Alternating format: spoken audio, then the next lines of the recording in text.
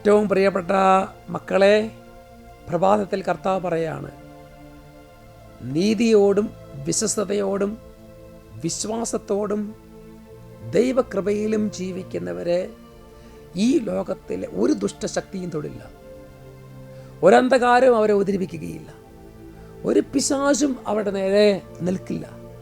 കാരണം നീതിമാൻ പന പോലെ താഴ്ച വീഴും. കാരണം അത്രയേറെ കൃപ, ആത്മാവ് നിറഞ്ഞവരാണ് നീതിമാന്മാർ. ജ്ഞാനത്തിൻ്റെ പുസ്തകം 3-ാം അധ്യായം 1-ാമത്തെ തിരുലിഖിതം, book of wisdom chapter 3 verse 1. നീതിമാന്മാരുടെ ആത്മാവ് ദൈവകരങ്ങളിലാണ്, ഒരു ഉപദ്രവവും അവരെ സ്പർശിക്കുകയില്ല. അപ്പം നീതിയോടെ ജീവിക്കുന്നവൻ കർത്താവിൻ്റെ കൈകളിലാണ്. അവൻ ഭദ്രതയോടെ ജീവിക്കുകയാണ്. കർത്താവിൻ്റെ കൈകളിൽ അവൻ ഭദ്രമാണ്. കർത്താവെ, ആത്മാവ് നിറഞ്ഞൊരു ജീവൻ നയിക്കുവാൻ എന്നെ സഹായിക്കണമേ. കർത്താവെ, ഒപ്പം എൻ്റെ പ്രാർത്ഥനകൾ, നിയമങ്ങൾ, ആവശ്യങ്ങൾ ഓരോന്നോരോന്നും ഞാൻ സമർപ്പിച്ച് പ്രാർത്ഥിക്കുകയാണ്. എന്നെ സഹായിക്കണം. ഈശോ നിങ്ങളെ അനുഗ്രഹിക്കട്ടെ, ഇപ്പോഴും എപ്പോഴും എന്നേക്കും.